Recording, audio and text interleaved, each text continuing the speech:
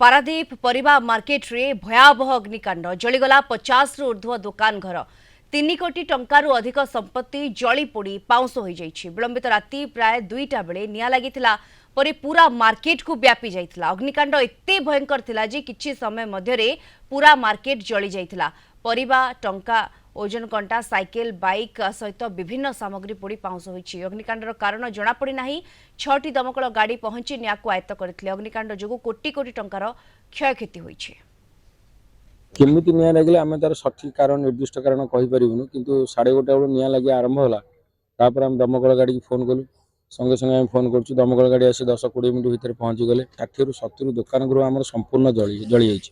आसबाब पत्र ठारू कंप्यूटर कंटा पनी परिवा पैसा बाक्स फक्स सब जली जाइछि।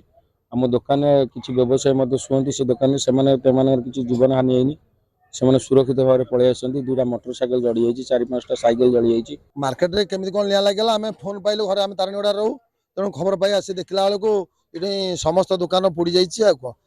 ए पूर्व थरे हेइतिला 6 मास वर्ष तले, किंतु आमे समस्त पारादीप प्रशासन आ पौर परिषद आमर बणिक संघ समस्त जणैथले भी सुधा किछि आर स्थायी निराकार हेइ नाही।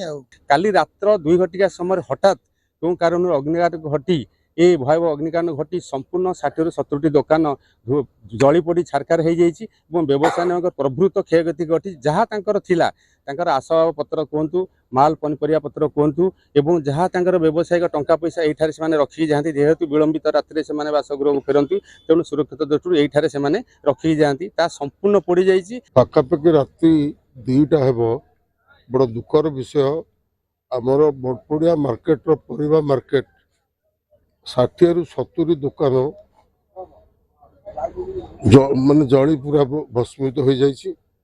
राति 2टा पर आम जो खबर पाइलु आमर एडवाइजर किरोत कुमार स्वाई आम से साधारण संपादक अन्य व्यवसायी माने समस्ते आसी पहुँचलु। ये हठात आसी पहुँच देखला बेलू मिनिमम 50 पाखापाखि जोटा कि आमर टेम्पोरारी सेट टाइप परिवा दुकान से सब निया लगी बहु भीषण जोर जलुची। एवं पारादीप कोर्ट हठात जेहेतु पाख बाटर आम जन देलु सी पहुँचिक निया लिभा काम आरंभ करथिला। आम पहुँचिक काम आरंभ कलु। अधिक सूचना ए संपर्क में आमसे जोड़ी होती पारादीप रिपोर्टर हरिश्चंद्र लेंका जोड़ी होती। हरिश्चंद्र ये भयावह अग्निकांड घटिता परिबा मार्केट रे पारादीप एवं जदिओ 6टी दमकल गाड़ी द्वारा या आयत्त किंतु अग्निकांड घटिला किपरि कौन अनुमान करा जाउछि प्राथमिक स्तर रे? हाँ दीप्ति आम कहीपर राति काली प्राय विलंबित राति 2टा समय ये अग्निकांड घटी। ये हूँ जो पारादीप जो अच्छी परिवा मार्केट ये हूँ सर्वपुरातन परिवा मार्केट। एठारे केवल पारादीप बासिंदा नुहति, एटा आखपाखे जो अच्छी विभिन्न शिल्पानुष्ठान अच्छी पीपीएल कथा कहतु, एसआर कथा कहतु किंबा इफको कथा कहतु, एठारे सेठारु मध्य लोक मैंने आसी एठारे परिवा किनितांती। तेणु आम पारादीप जदि कथा कहुए एटा हूँ सर्वबृहत परिवा मार्केट। मुझे देखेबी मो वीडियोग्राफर देखा चाहिए ये जो परिवा मार्केट अच्छी पाखापाखि 50 रु ऊर्ध्व परिवा दुकान संपूर्ण रूप से पोड़ी पाउंस हो जाइछि। एटा जदि कहा जाए एटा लक्षाधिक टंकार जो अच्छी परिवा संपूर्ण रूप से क्षतिग्रस्त होइछि।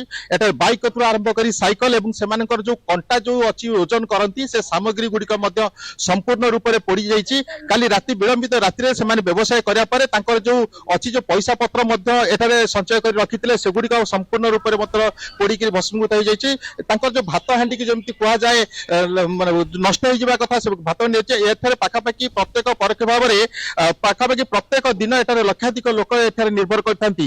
मो वीडियोग्राफर कहबी अछंती आम सहित अछंती बणिक संघर अछंती पुरातन अछंती कर्मकर्ता अछंती आसन ताको सहित सीधा सड़क आलोचना करबा। कोन कहबे केतेबेले निया लागितला एवं केमुले बळे अग्निकांड घटितला? मो 1:30 रे खबर पाइली घरे सोइथिली। तापर मु आसिल देखिल त जहाँ अवस्था संपूर्ण बजार न था। केवल 7टी गाड़ी विभिन्न शिल्पानुष्ठान पारादीप बंदर आसवर पानी लिभा गाड़ी निया को आयत्त कले। एवं ये समस्त जो 60 जन व्यवसायी यांकर अंततः जणिका प्रति लोक व्यवसायी 1 रु 1.5 लाख 2 लाख टका पर्यंत क्षयक्षति होइछि। तेणु आम सब पूर्व भी कहीचु बंदर प्रशासन कोई बणिक संघ तरफ डिमांड दिखाई म्यूनिसिपालिटी चेयरमैन कही गोटे परमानेंट भेंडिंग जोन कर इलेक्ट्रिफिकेशन कर दि जाऊ। ସେମାନେ କେହି ଏ ବାବଦରେ କର୍ଣ୍ଣପାତ କରୁନାହାନ୍ତି। ଗତ 5 ମାସ ତଳେ ଗୋଟେ 5ଟି ଦୋକାନ ପୋଡ଼ି ଯାଇଥିଲା, ବର୍ତ୍ତମାନ 50ରୁ 60 ଦୋକାନ ପୋଡ଼ି ଯାଇଛି। ଏମାନଙ୍କର ପରିବାର ପ୍ରତିପୋଷଣ ଏମାନେ କେମିତି କରିବେ? ତେଣୁ ଏସବୁ କଥାକୁ ବନ୍ଦର କର୍ତ୍ତୃପକ୍ଷ ଚେୟାରମ୍ୟାନଙ୍କୁ ଅନୁରୋଧ କରୁଛି, ମ୍ୟୁନିସିପାଲିଟି ଚେୟାରମ୍ୟାନଙ୍କୁ ଅନୁରୋଧ କରୁଛି, କାଉନସିଲଙ୍କୁ ଅନୁରୋଧ କରୁଛି, ଏମାନଙ୍କୁ ପରମାନେଣ୍ଟ ଭେଣ୍ଡିଂ ଜୋନ୍ କରି ଦିଅନ୍ତୁ। ତାଙ୍କ ପିଲା ଛୁଆ କେମିତି ପ୍ରତିପୋଷଣ କରିବେ ସେମାନେ ଟିକେ ଧ୍ୟାନ ଦିଅନ୍ତୁ। ବଣିକ ସଂଘର ସମ୍ପାଦକ ଅଛନ୍ତି, କଣ କହିବେ କେମିତି କଣ ଅଗ୍ନିକାଣ୍ଡ ଘଟିଥିଲା, କେତେ ପର୍ଯ୍ୟନ୍ତ ଏ ଅଗ୍ନିକାଣ୍ଡ ଘଟିଥିଲା ଏ ସ୍ଥାନରେ? କାଲି ପ୍ରାୟ ରାତି 2 ଘଟିକା ସମୟରେ ଆମେ ଖବର ପାଇ ଏଠାରେ ଉପସ୍ଥିତ ହୋଇଥିଲୁ ଏବଂ ଅଗ୍ନିକାଣ୍ଡର ଭୟାବହତା ଏତେ ପରିମାଣରେ ଥିଲା ଯେ ପାଖାପାଖି 7ଟି ଅଗ୍ନିଶମ ଗାଡ଼ି 1 ଘଣ୍ଟାରେ ଉର୍ଦ୍ଧ୍ୱ ସମୟ ଅକ୍ଲାନ୍ତ ପରିଶ୍ରମ କରି ନିଆଁକୁ ଆୟତ୍ତ କରିବାକୁ ସକ୍ଷମ ହୋଇଥିଲେ। ଏ ଯେଉଁ ଆମର ମୁଖ୍ୟତଃ ପରିବା ମାର୍କେଟ, ଏଠାରେ ପରିବା ବ୍ୟବସାୟୀମାନେ ଦୀର୍ଘ 30ରୁ 40 ବର୍ଷ ଧରି ଏଠାରେ ବ୍ୟବସାୟ କରି ଆସୁଛନ୍ତି ଏବଂ ବାରମ୍ବାର ଏଠାରେ ଛୋଟ ଅଗ୍ନିକାଣ୍ଡ ଘଟିଥିଲେ ବି ଆଜି ଏହା କିଛି ପ୍ରତିକାର ବ୍ୟବସ୍ଥା ନ କରିବା ସତ୍ତ୍ୱେ ଆଜି ଭୟାବହରେ ପରିଣତ ବଡ଼ ହୋଇଛି। ଧରଣର ଭୟାବହ ଅଗ୍ନିକାଣ୍ଡ ଘଟିଛି, ପ୍ରତିକ୍ରିୟା ରଖୁଥିଲେ ଏବଂ ଅନେକ ଦୋକାନ କ୍ଷତିଗ୍ରସ୍ତ ହୋଇଛି, ପାଖାପାଖି କୋଟି କୋଟି ଟଙ୍କାର କ୍ଷୟକ୍ଷତି ହୋଇଛି ଯାହା ସୂଚନା ରହୁଛି ଅଗ୍ନିକାଣ୍ଡ ଯୋଗୁଁ। ଧନ୍ୟବାଦ ଆପଣଙ୍କୁ। ହରିଶ୍ଚନ୍ଦ୍ର ଲେଙ୍କା ପାରାଦୀପରୁ ଆମ ରିପୋର୍ଟର ଯୋଡ଼ି ହୋଇଥିଲେ, ସବିଶେଷ ସୂଚନା ଦେଉଥିଲେ ସିଧାସଳଖ ଲାଇଭ୍ରେ।